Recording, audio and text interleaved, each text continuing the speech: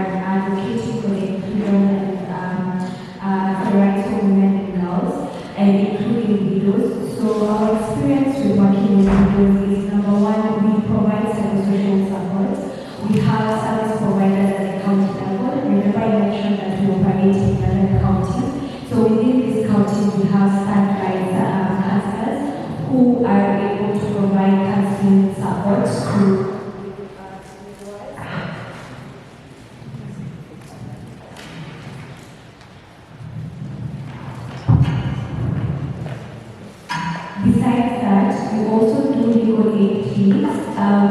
We do recognize, or rather, there's a huge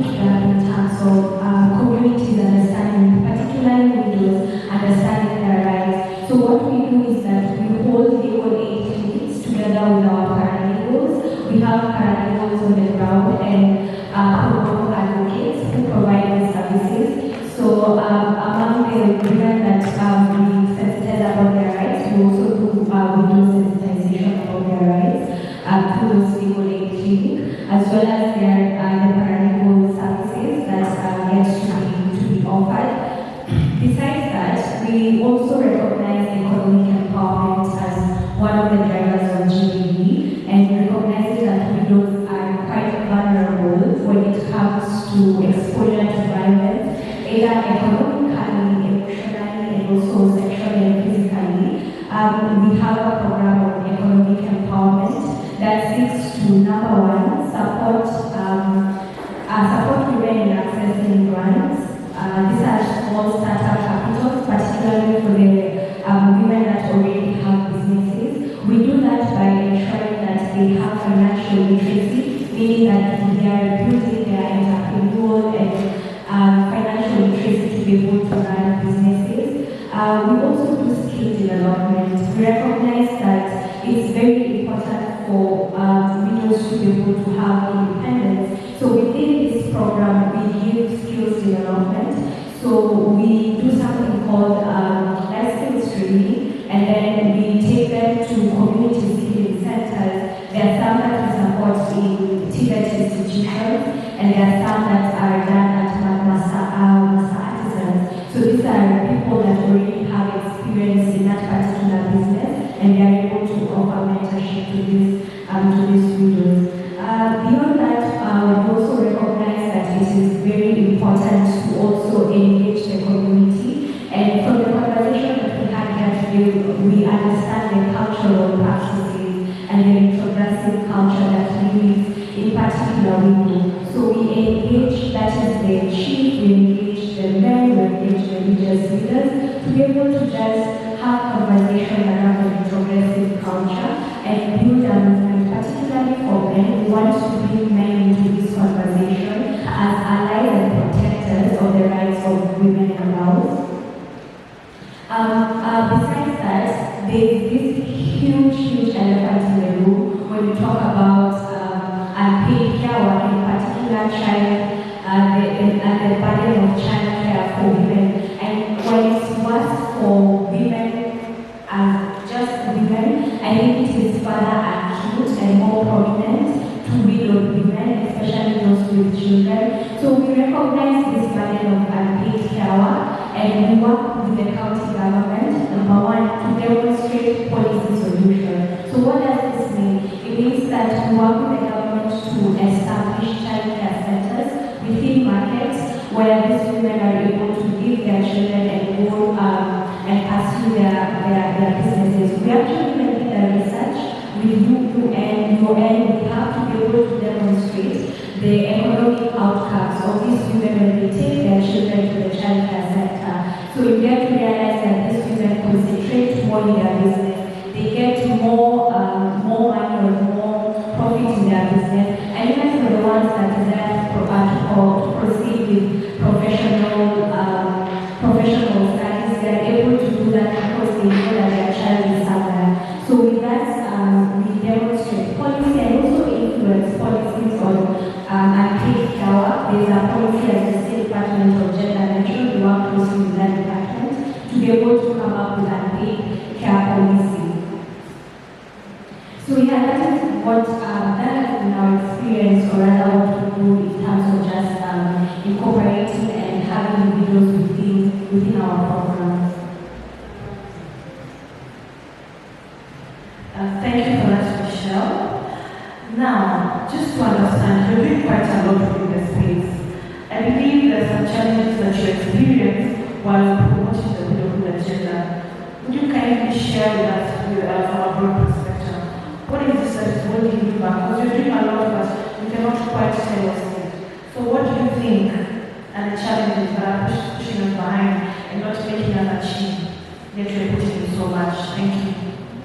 Thank you for that question. I think at the top of this list would be the cultural influence and the backlash that we are getting from the community, especially when we talk about these issues. You see, when you talk about culture, even from a psychological point of view, these are learned behavior. These are things that have been taught over a period of time. Now, coming to unlearn them is quite difficult, and that's why we are having a lot of resistance from the community when trying to dismantle these cultural norms and the patriarchal system that keeps on stepping on the necks of widows.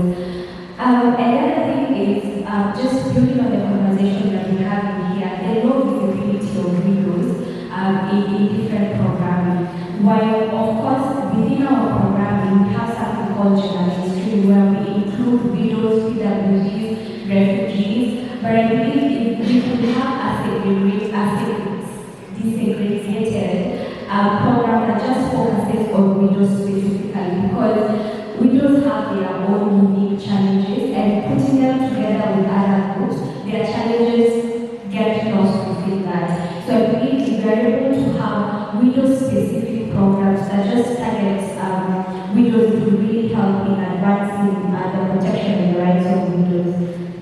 And then the other thing is also when we come into this funding space, we recognize, as I mentioned just earlier on, the North us not having a specific widow funding program and having less donors being able to fund those particular programs, it leads to a lot of inconsistency with us leading and voicing out the protection of widows' rights. And then lastly, I would like to talk about the weekend rules and policies. And while we do have policies that seek to protect widows and their protection, we have those. I think the implementation bit of it is what is lacking. But also something that has also been conversed here is that even the government and the GTBRs, they hold their own perceived beliefs about widows. So when you meet them, you don't meet an officer, you meet somebody who already has an idea or already has culture embedded as their first priority, their first belief system. They're going to respond to you from a cultural point of view and not from a civil servant, not from a government point of view. So we have all these intertwined challenges that we are consistently facing when we talk about widows' rights. Okay, thank you. So, what do you think, or how can we strengthen the collaboration with government, with the development partners, so that we mainstream these widow issues into national policy and legal frameworks? Thank you for that. But before I answer your question, there's something else that I forgot. I mentioned that we work with women rights organizations. So we have almost 12 women rights organizations that we are supporting in Safranti. And among one of those organizations is a widow organization, it's Twajali Wajane. And when we're working with Twajali Wajane specifically focuses on widows, even when it comes to our financing, in terms of skills, in terms of loans. There's that program that we have allowed them to carry that focuses on widows. When we come about collaboration, evidence and data has been something that we have consistently studied, especially for widows. We do not have desegregated data that speaks about the social economic burdens of widows. And I remember when Dr. Diana came to our offices and suggested for us to collect data on the situation of widows in Kenya, we were very willing because this data does not exist. I mentioned earlier on, we were talking about the census data. The data is just about widows. It's not unique to their challenges or what is unique about them. So in collaboration with Come Together Widows, Twajali Wajane, who is one of our partners in Kwale, and also Nawili, we are looking to collect data in Kwale about the status of widows. So what would this do for the advancement of widows' rights? Number one, it will help us have piloted solution. Meaning we are piloting this kind of research for Kwale County, so that it's able to be scalable to all the other 47 counties. This research will also influence policy advocacy, meaning whatever data that we get from the ground, it will influence policies that are going to ensure protection and rights of widows. Again, as I mentioned earlier on, in many cases, we do not have specific programs that deal with widows. So perhaps with this data, with this evidence, it will be able to show donors why it's so important to invest in widow-specific programs, because they're not there currently. The other collaboration area is just capacity building widows on their rights.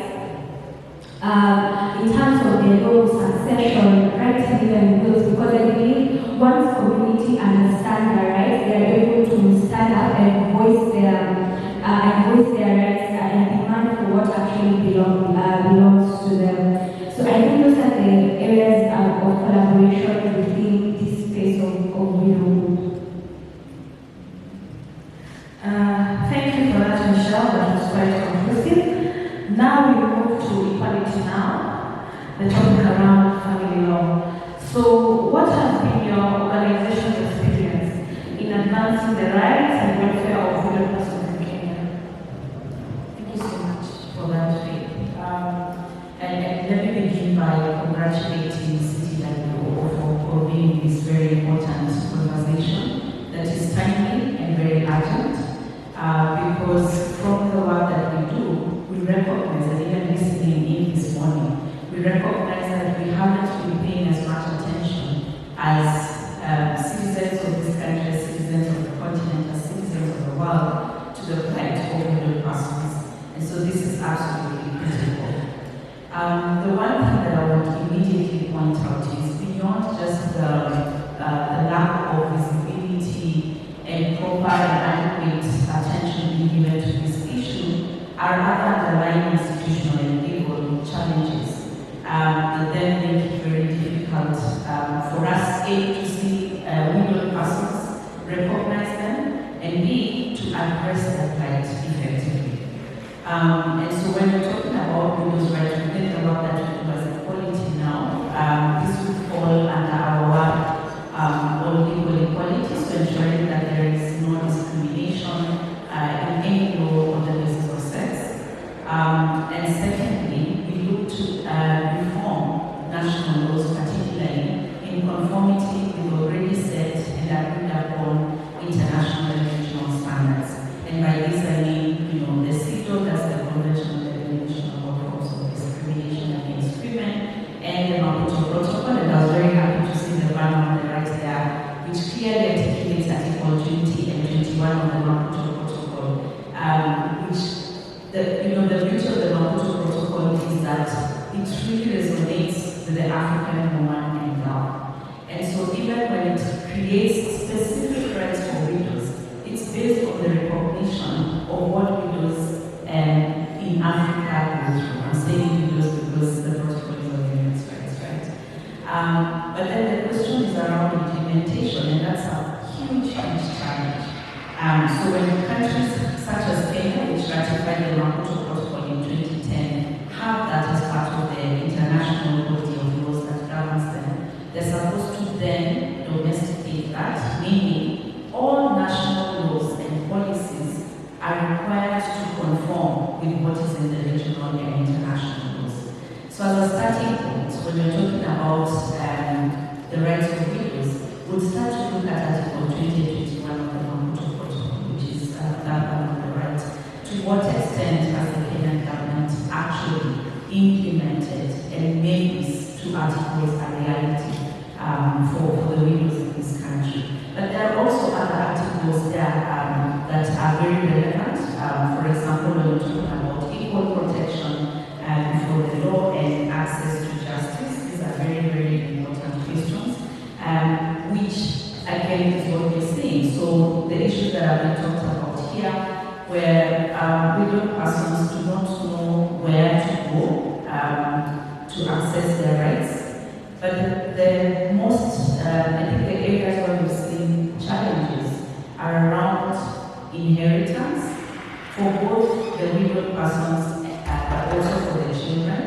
The second is around custody, so that comes into place. Of course, matrimonial property is a huge challenge, and I was very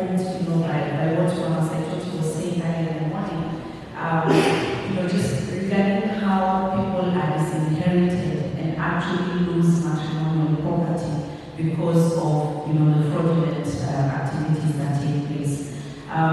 The other area that we're also seeing, and this is a huge challenge across the African continent, is that you've got many laws that apply, yeah? And where you've got what we call legal pluralism, where you have different legal regimes that apply, you then, I think, chaos also thrives in confusion.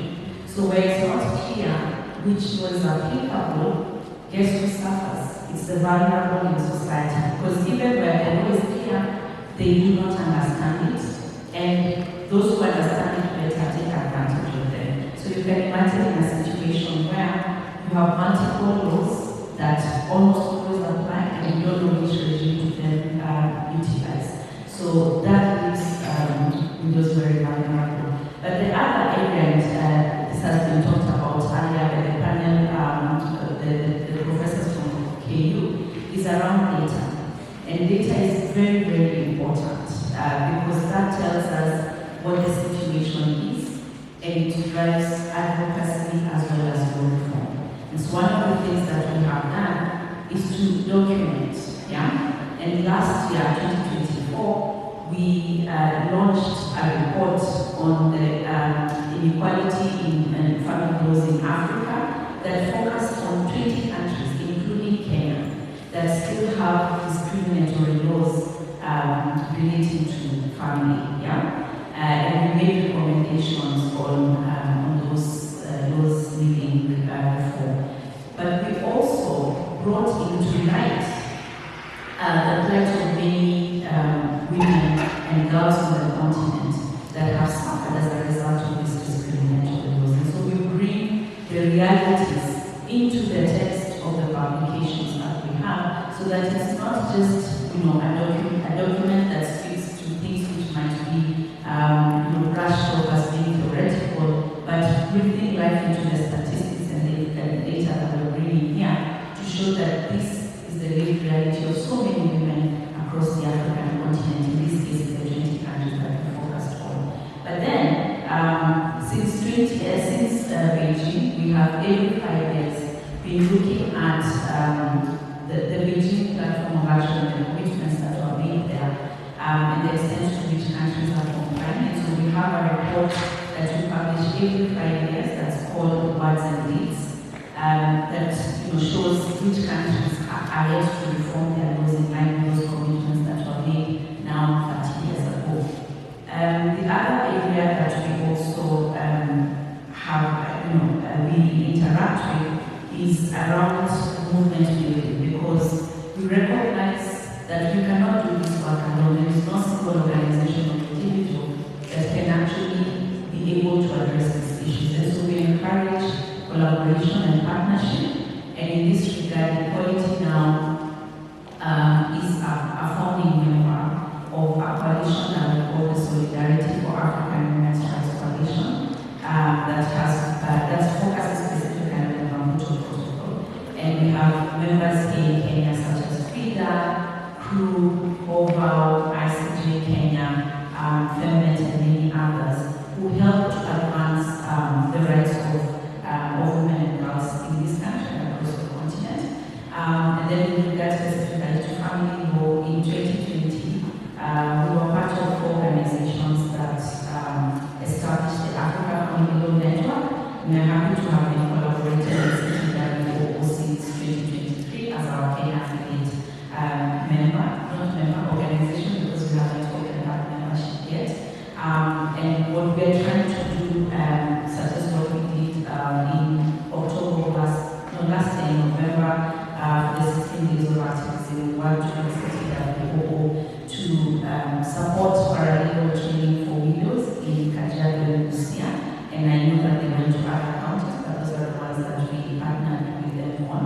And I think this just underlines the point that again that was made in the morning panel about the need to empower the women on the ground so that they are able to immediately react, because again, as was pointed out, you're not there all the time, but as fast responders most of the time, it's important to have that knowledge. And there's more that I can share, but I'm very aware of the time. Thank you for that. This seems to have been my second question on the advocacy strategies, and you have quite well addressed them. So moving on to the other questions. What do you think us as CSOs can do to strengthen the collaboration with government and development partners to mainstream the issue of middle international policing and legal framework? That's right. I think the first thing that I would say is conversations such as the one that we're having here. I hope that this is not the last one, but that this will be a sustained conversation. Because this issue, as I started by saying, it's important, it's urgent, and it's very necessary. So these consultative meetings are critical. They ensure that we bring to light the issues, but we're also making sure that the government does not forget what we're talking about. And it's also a forum for creating awareness. I took so many notes when I was sitting there for just the panel in the morning and the one after that. And there's a lot that we don't know that we can learn within this space. And with that also comes another point that I raised. It's about collaboration. It's about building movements and ensuring that we've got the right partners on board. The other thing that is critical is around capacity building, and my colleague also mentioned that.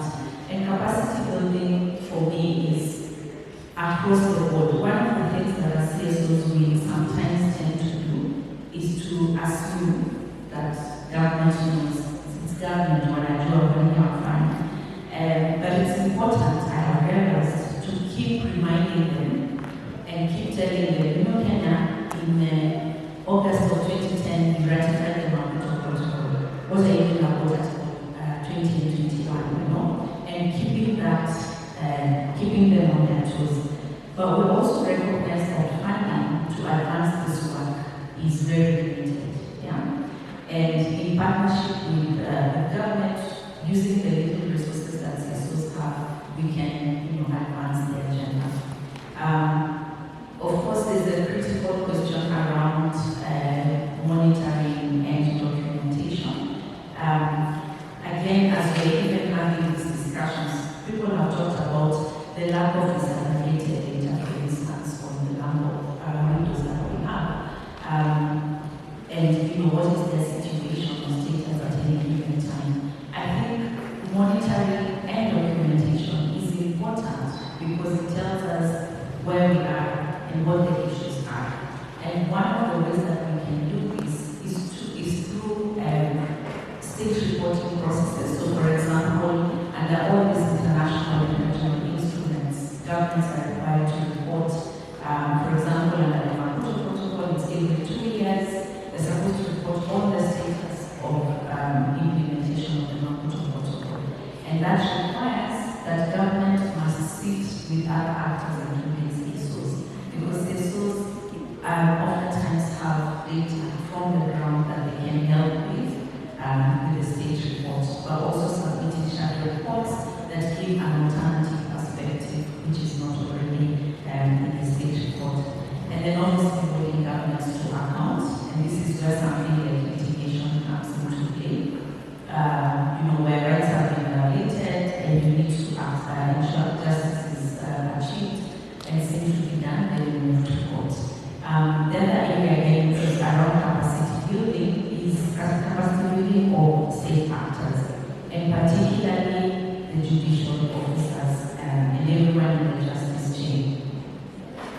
We've been, as a court now, been training judges on the continent and lawyers as well on the Maputo Protocol. I think what I was saying about assuming that they know, I think most of the lawyers in Kenya who went to those that time back, there wasn't much that we were taught about the Maputo Protocol. We actually came to learn about it much later. And so we've been doing trainings for judges. What family laws, policy, or institutional reforms would you recommend to ensure the full protection and empowerment of legal persons? That's a very important question, thank you. I think the first and foremost would be to say implementation of laws.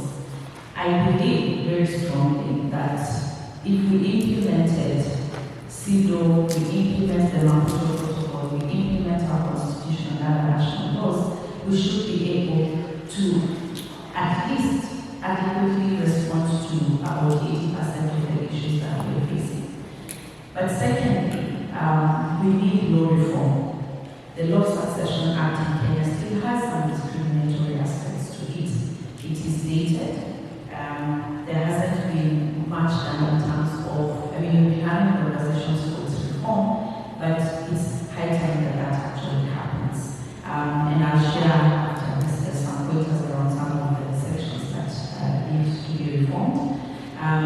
It's a good thing that Dr. Diana also mentioned the PADV, and I was happy to see Hope again in the room, because in around 2015 when the law was being adopted, I actually asked myself, that language. So there is need to do an audit of laws to ensure that they are actually in conformity with the trends, but also international and regional laws that we have committed to, and even our constitution. The third area is of course around sustaining advocacy around laws that have now been reformed or newly adopted laws, so that people are really aware of these changes in the law. The Marriage Act, of course, is the other one that needs a bit of change, and especially around the question of matrimonial property. I think that still is a huge problem in this country.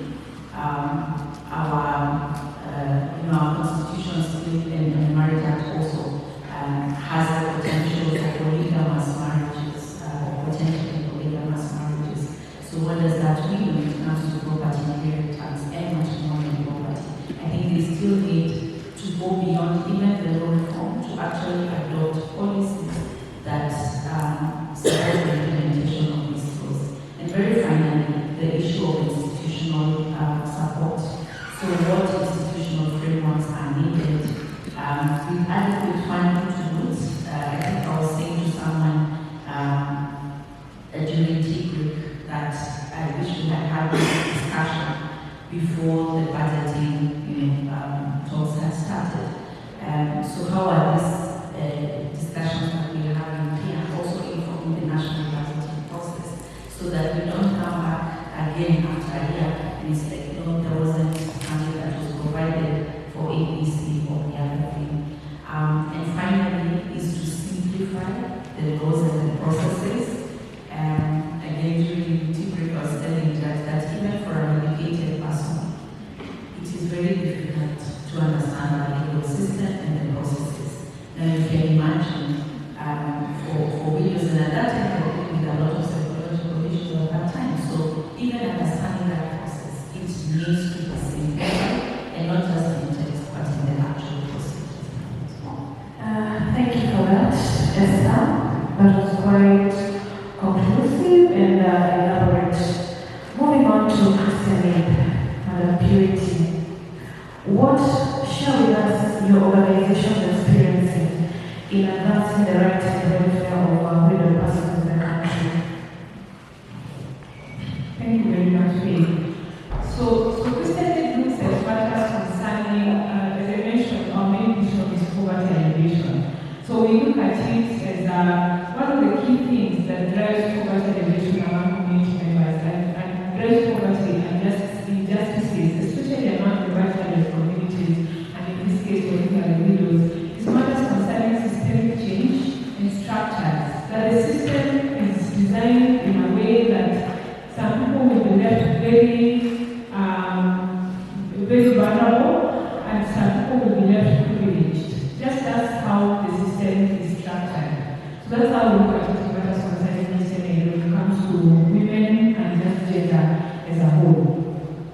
And so how we advocate or how we address widows in terms of just ensuring that their access to justice is on gender transformative approaches. That we don't want to have programs and have it like a number of matters concerning mainstream or just have, when they're functioning in the evaluation team and doing the number of people who participate in a particular program.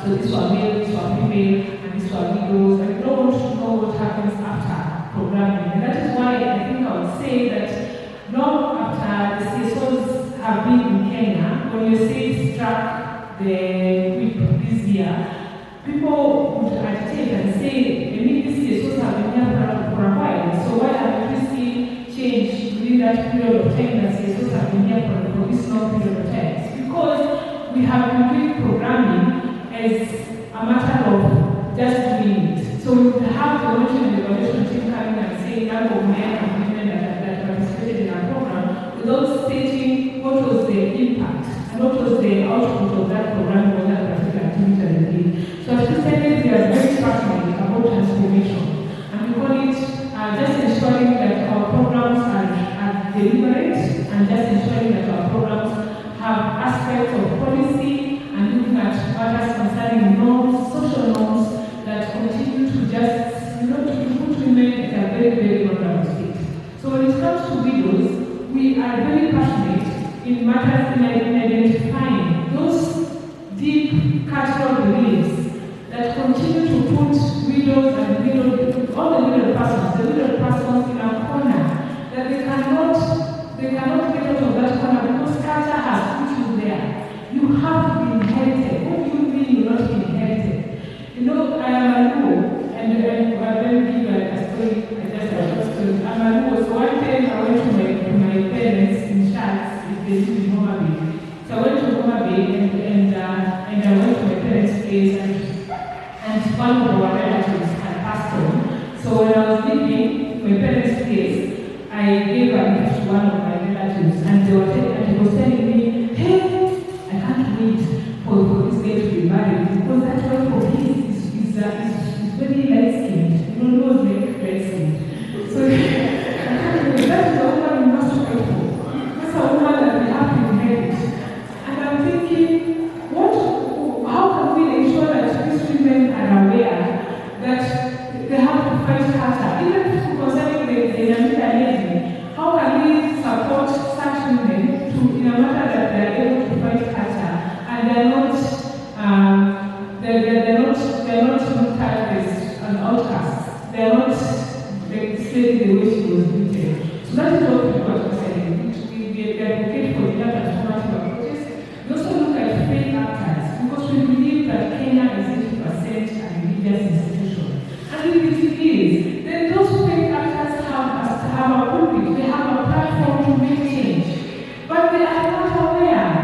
Nobody is calling them in these discussions. Nobody is telling them that these are things that they have to do. So I'm also an Adventist, SDA. So SDA, you don't even talk about these things. They don't know. They'll go and open the door, they look for Mark, they look for Luke. After that, but you're not talking about big cultural issues that can bring about change. And that is what we try to do at Christianity. We have a movement that is called the Set Movement for Gender Justice that brings together three actors and tell them, let's talk about these things. Let's talk about transgender. Let's talk about men marrying men and women marrying women. Let's talk about these things that they don't want to talk about. And let's talk about how we can ensure and how we can prepare change when it comes to social norms, when it comes to those deep negative cultural norms that continue to just face the widows and also the widowers. So really, that is what we do at Christianity. We are also very passionate about livelihood, and we understand that a lot of women are in small-scale farming. They do a lot of work when it comes to small-scale farming, but they are not facing or they're not in positions of making money.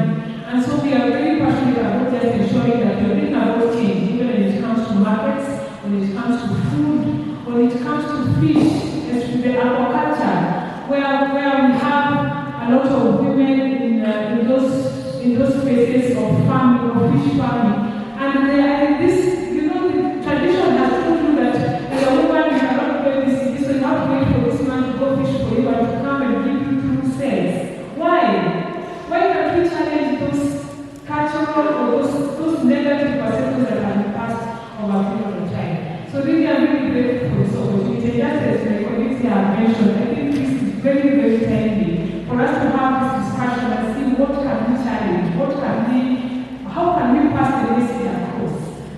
women and men know their rights when it comes to these deep cultural aspects that have been passed on over a period of time. Thank you. Thank you for that, Purity. And just to move on, what are some of the challenges that you have faced while promoting some of these programs, the video programs? What is it that is holding you back? Thank you. I think one of the things that is holding us back is we all know that USAID video is here. And we have a lot of donors that have also been putting away, especially when it comes to gender and the ODI, that is the vertical evolution programming. So of course funding has been a key aspect, but just as my colleague Michelle has mentioned, we still have people who are really holding on to culture, and they are saying that this is our culture, this is our norm, this is how we do things, this is how I have to go to FGM, because if I don't, I'm not married. I have worked in Korea and we are taking telling women about FGM, and these are the things that they tell us. If I don't do this, I'll not get married. And marriage for them is such a big thing. It is such, it's success. It's where as a woman you have to go to. And if I see when they say you're not married, they think you're such a failure. So we have this deep cultural beliefs that we are trying to break, and it's really difficult to break, as my colleagues have already mentioned. But also communities are not aware. You find those, for example, the communities that have been able to work with a Buddha rider is riding his bike, and then he gets a lady along the way and gives this lady a gift. And this lady becomes his wife. And drops this lady at the new homestead, and then now they become two wives because there's another one there. And tomorrow he's also there, and he picks another one, and this is one, and then this other one dies, and this other one doesn't even have information of the resources they are put together.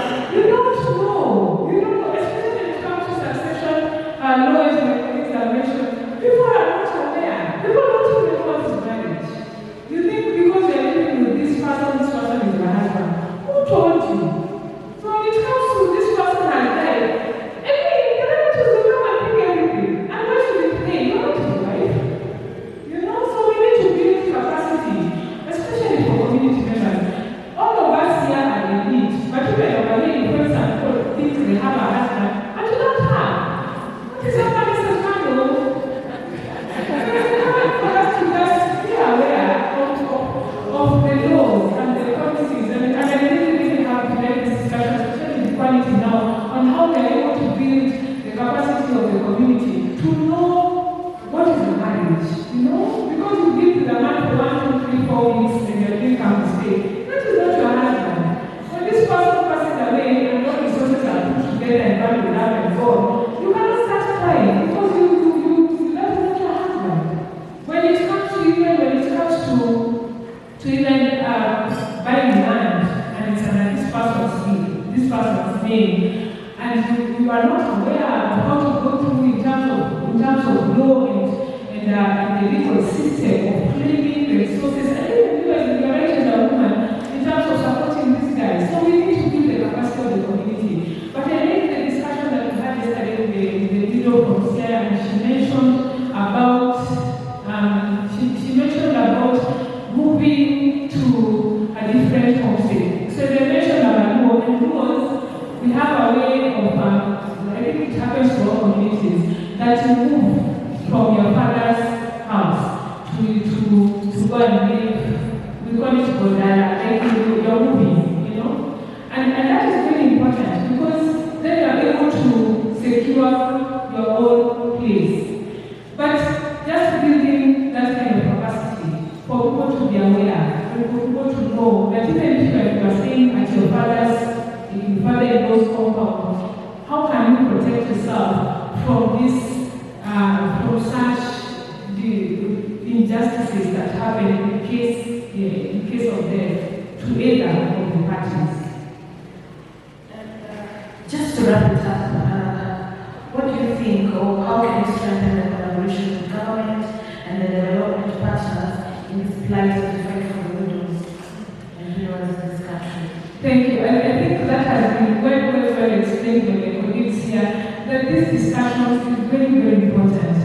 can't have programming without having the government on board. Many times the government will say, we are not aware of what this CSO is doing. We don't even know this CSO is in our area and implementing programs in our area.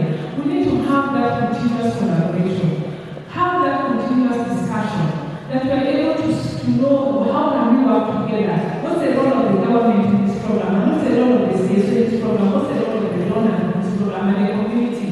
That we do co-creation together.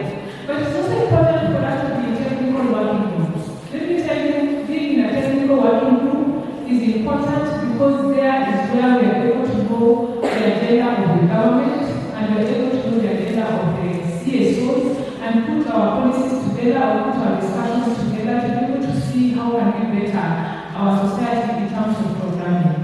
The aspect of data is important, and I tell you, the data is everywhere. I tell you, CSOs, they collect data all the time, the government will collect data all the time, but because we are not seated together, so you find everyone has their own pieces of data. So we need to find a way of putting all this data together that people can access. And I was in a session the other day, and they were talking about the challenge facing gender is that we don't have data. So when it comes to designing policies, when it comes to designing laws, when it comes to designing even bills, we can't, because we don't know. We just don't know. And I can't design a policy for 1 or 2 widows or 1 or 2 widows. So we need to have data to inform our policy, to inform our programming, to inform our way forward. And then all this can only be done if we come together as a government to be able to see what do they have, what do we have, how can we have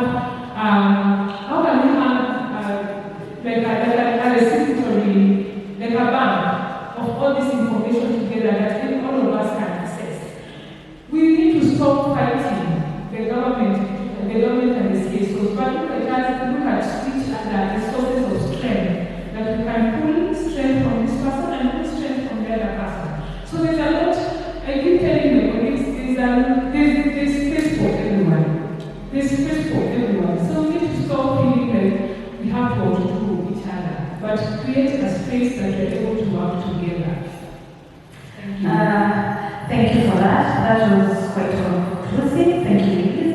And just to wrap up what we've said, addressing the plight of widows is not a solo business. It is a multi-sectional. We have to approach it from a multi-sectional perspective. Everyone has a role to play. Government, CSOs, the police, everyone has a role to play, and if we all stood up in our role and work in unison, then we are going to get there. The other issue that has come up in the country, there is capacity building. And I think evidence is already here. Mama Sai taught you, shared in the morning, the issue of the paralegal training that she received. Through training and educating a widow, she's able to empower other women and help them walk through the corridors of justice. Then the other thing that I cannot emphasize enough, research. Data is very important. We normally say research that numbers do not lie, and it is very critical in programming. And this helps us avert the issue of taking programs to the people, rather going and working with them to come up with programs that will help them. The other issue is the issue of challenging the social cultural norms, these retrogressive cultural norms within the society. It is very important to our journey in fighting for the plight of widows. We need to tell them why it is wrong and why we need to stop it. It's not just telling them stop, then leaving them with no option. We need to recognize that widows' rights are human rights, just like any other human right of an individual. So with that, ladies and gentlemen, we come to an end of our session, and I return back to the MC. Thank you so much, ladies. Thank you so much, ladies. Prima ovviamente.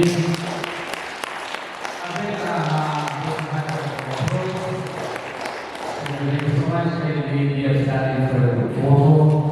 You have done us proud. That was very faithful, very powerful.